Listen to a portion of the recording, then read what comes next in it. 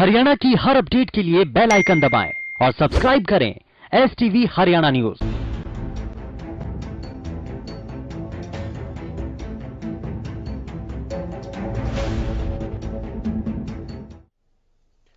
नमस्कार, स्वागत है आपका। मैं हूं गौरव कुमार पांडे। सफीदों के मुआना गांव में छात्राएं पंचायत से गुहार लगा रही हैं। छात्राओं का बस इतना कहना है कि उन्हें गांव के ही राजकीय माध्यमिक विद्यालय में पढ़ने दिया जाए। वहीं पंचायत ने उनके एडमिशन का फरमान गांव के ही दूसरे स्कूल में दे दिया है। रिपोर्ट।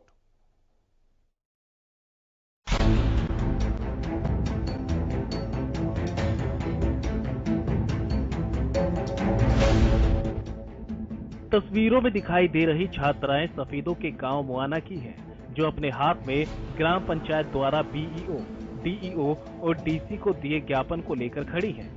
दरअसल छात्राओं का आरोप है कि वो गांव के ही राजकीय वरिष्ठ माध्यमिक विद्यालय में एडमिशन लेना चाहती है, लेकिन ग्राम पंचायत उनके एडमिशन इस स्कूल की बजाय गाँव के ही दूसरे स्कूल में कराना चाहती है। लेकिन वो उस स्कूल में पढ़ना नहीं चाहती, क्योंकि इस स्कूल में टीचर समेत मूलभूत सुविधाओं की कमी है और वहां पर शरारती तत्वों का जमावड़ा भी रहता है, जिससे उनको परेशानी होती है।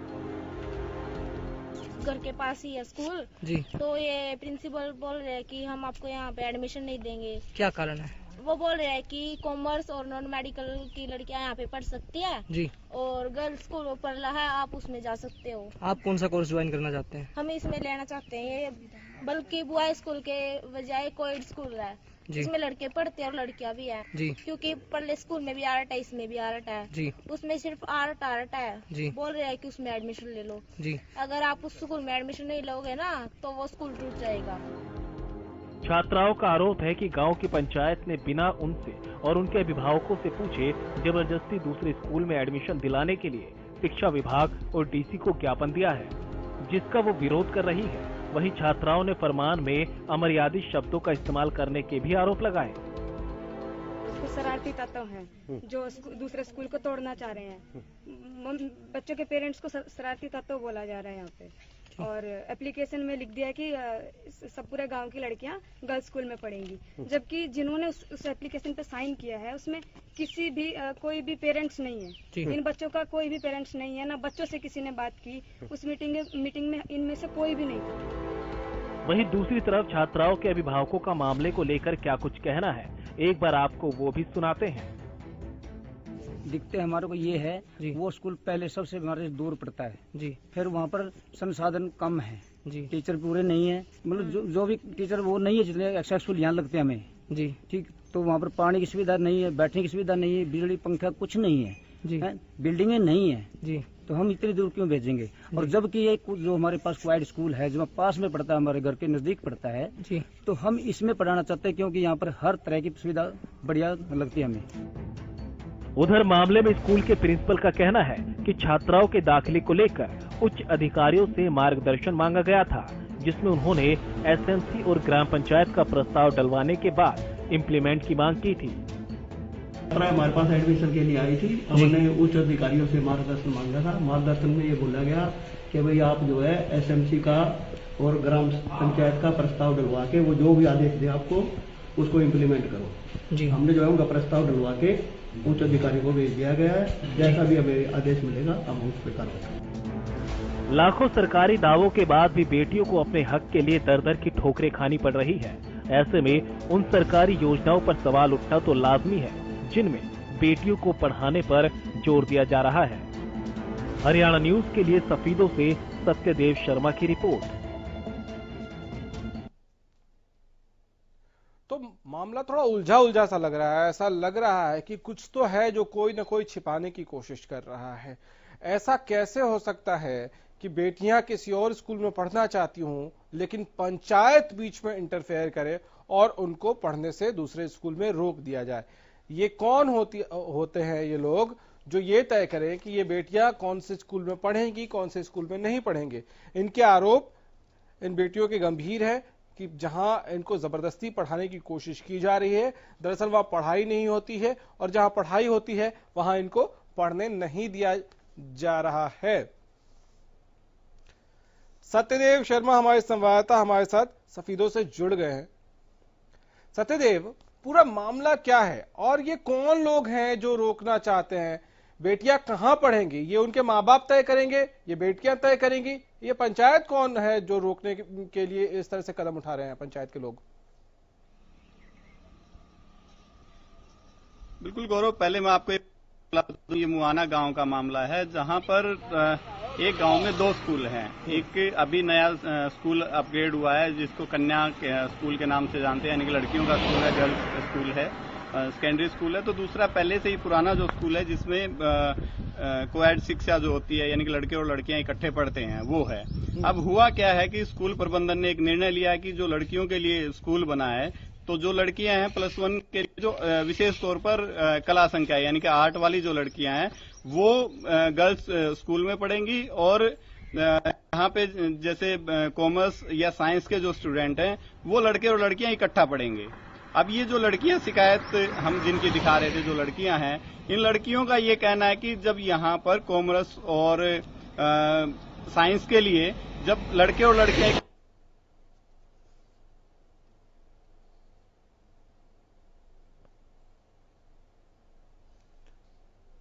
चलिए, लगता है कुछ तकनीकी खामी है, इसकी वजह से आवाज नहीं आ रही है सत्यदेव की। लेकिन अब तक जो आप मामला समझ पाए, एक स्कूल पुराना और एक स्कूल नया है। दरअसल जो नया स्कूल खुला है, अपग्रेड हुआ है, वो गर्ल्स स्कूल है और राजकीय माध्यमिक विद्यालय में पढ़ने दिया जाए, ये गुहार लगाया जा रहा है। दरअसल एक कोएड स्कूल है और एक गर्ल्स स्कूल है, लेकिन उसमें जबरदस्ती ये पंचायत की तरफ से आरोप लग रहा है कि पंचायत की तरफ से ये तय किया जा रहा है कि आर्ट्स की जो स्टूडेंट्स हैं वो गर्ल्स स्कूल में पढ़ेंगी। अब कहां पढ़ना है ये किसी बच्चे को तय करने का खुद अधिकार है, उसके माँ बाप को अधिकार है। पंचायत की तरफ से ये थोपा कैसे जा सकता है कि ये बच्चियां आर्ट्स संकाय वाली ये कहां पढ़ेंगी बच्चियां? ये तय करने का अधिकार क्या पंचायत को है क्या? ये एक बड़ा सवाल है। ये आरोप बच्चियां लगा रही हैं, उनके माँ बाप लगा रहे हैं। और ये पूरा मामला सफीदों के मुआना गांव का है, जहां 2 स्कूल हैं और इसी पर पेच फंसा हुआ है।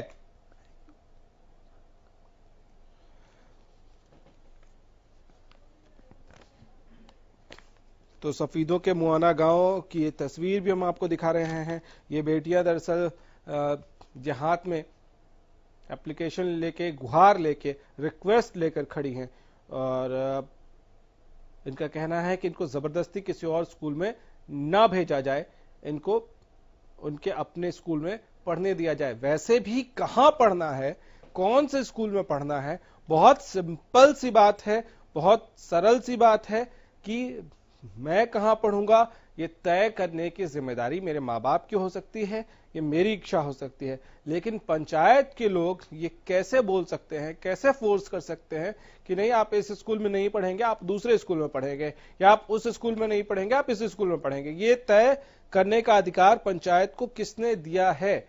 ये एक बहुत बड़ा सवाल है और इस सवाल का जवाब ये बेटियां मांग रही हैं, ये रिक्वेस्ट कर रही हैं। इनके अभिभावक जो हैं वो ये चाहते हैं कि ये फरमान उनके ऊपर ना थोपा जाए और इनको इनकी मर्जी के हिसाब से काम करने दिया जाए। सत्यदेव, आप अपनी बात कह रहे थे, पूरी नहीं हो पाई थी, पूरा करिए। जी गौरव, जिस प्रकार से हमने बताया कि बच्चियां चाहती हैं कि वो इसी पुराने स्कूल में पढ़े, ना कि जो नया गर्ल्स स्कूल बनाया गया उसमें पढ़े। इसके पीछे इनके 2 लॉजिक हैं। एक कहते हैं कि जब लड़कियां पहले ही इस स्कूल में पढ़ रही हैं तो 8 क्लास की लड़कियों में ऐसी क्या दिक्कत है। और बेसिकली ये जो बच्चे हैं वो कहीं ना कहीं ऐसी कैटेगरी से, यानी कि गरीब परिवारों के बच्चे हैं। इन लोगों का एक बात और कहना कि जो दूसरा स्कूल है लगभग 2 किलोमीटर दूर है और बीच रास्ते में जब उनको सड़क से जाना होगा तो कहीं ना कहीं मिसहैपनिंग जैसी, यानी कि असुरक्षा जैसी भावना उन लोगों के अंदर है, लड़कियों के अंदर, की अगर हम उस स्कूल में इतनी दूर जाएंगे। जबकि जो पहले वाला स्कूल है वो इनकी कॉलोनी के बिल्कुल पास में है, तो ऐसे में माँ बाप आराम से बच्चों को वहाँ भेज सकते हैं। ठीक है, इसको थोड़ा सिंप्लीफाई करते हैं सत्यदेव, हमारे दर्शकों के लिए थोड़ा सरल करते हैं। पहले से जो स्कूल था वो कोएड था जी, और अब एक नया स्कूल बना है वो गर्ल्स स्कूल है, वो 2 किलोमीटर दूर है। 2 किलोमीटर दूर है। और इन बच्चों का यही कहना है कि जब पहले ही जो स्कूल है उसमें अब भी लड़कियां पढ़ रही हैं, क्योंकि वहाँ बीएससी और जो कॉमर्स की लड़कियां हैं उनको एडमिशन दिए जा रहे हैं, वो वहाँ लड़कों के साथ पढ़ सकते हैं, तो आर्ट्स की बच्चियां क्यों नहीं वहाँ पे पढ़ सकती? इन बच्चियों का ये कहना है। लेकिन गांव में इस बात को लेकर के एक पंचायत हुई, कुछ लोग प्रिंसिपल के साथ मिले। एक्चुअल क्या इन बच्चों का आरोप प्रिंसिपल के ऊपर है कि प्रिंसिपल उन्हें डांट फटकारते हैं। वो कहते हैं कि हम आप जैसे जो निम्न सत्र के यानी कि जो कमजोर बच्चे हैं पढ़ने में, उनको यानी कि जो 8 क्लास के बच्चे हैं वो कहते हैं कि वो कमजोर बच्चे हैं, इसलिए हम 8 की क्लासें स्कूल में नहीं लगाएंगे। यहाँ पे जो इंटेलिजेंट बच्चे होंगे यानी कि जो कॉमर्स और बीएससी के जो बच्चे होंगे, तो ये क्या प्रिंसिपल के अधिकार क्षेत्र में आता है कि वो तय करे कि कौन से बच्चे कमजोर हैं और कौन से बच्चे मजबूत हैं? ये उनके अधिकार क्षेत्र में आता है क्या? और वो तय करने वाले होते कौन है कि कौन सा बच्चा कहाँ पढ़ेगा? यही तो विरोध गौरव इन बच्चों का है। वो कहते हैं कि या तो भाई गर्ल्स स्कूल है, सिर्फ गर्ल्स स्कूल। आपको रोक रहा हूँ। नरेश कुमार हैं, बीईओ हैं, हमारे साथ इस वक्त जुड़ गए। नरेश जी शुक्रिया, आप जुड़े। ये सफीदों के मुआना गांव में चक्कर क्या है? ये बच्चियां जो विरोध कर रही हैं वो क्यों कर रही हैं? आपको कोई जानकारी सर? सर जानकारी दूंगा, आपकी आवाज साफ नहीं आ रही है मेरे पास। मैं कह रहा हूं सफीदों के मुआना गांव में कुछ बच्चियां विरोध कर रही हैं कि उनको जबरदस्ती प्रिंसिपल पंचायत के साथ मिलकर दूसरे स्कूल में भेजना चाहते हैं, जबकि वो अपने स्कूल में पढ़ना चाहती हैं। इस मामले की जानकारी है आपको? सर हाँ बिल्कुल जानकारी है। मैं ब्लॉक एजुकेशन ऑफिसर सफीदों हूँ। वहाँ पे एक्चुअली में क्या है कि 2 स्कूल हैं, एक गर्ल्स स्कूल एक बॉयज स्कूल है। एक गर्ल्स स्कूल है एक बॉयज स्कूल है। ये लड़कियां गर्ल्स स्कूल से रिलेटेड हैं और वहीं से इन्होंने 10वीं पास की है। ये लड़कियां जानबूझ के ये चाहते हैं कि हम बॉयज स्कूल में दाखिला लें। बॉयज स्कूल है या कोएड है? नहीं, वो सही में बॉयज स्कूल है, लेकिन कॉमर्स और साइंस के बच्चे वहाँ पे दाखिला ले सकते हैं। मतलब कॉमर्स और साइंस के लिए वो कोएड है? हाँ जी। और पहले से वहाँ आर्ट्स की पढ़ाई नहीं हो रही थी? नहीं हो रही थी। अब ये जो स्कूल है जहाँ की वो लड़कियां हैं वो प्योरली गर्ल्स स्कूल है। गर्ल्स स्कूल हमारा अभी अपग्रेड हुआ है लास्ट ईयर।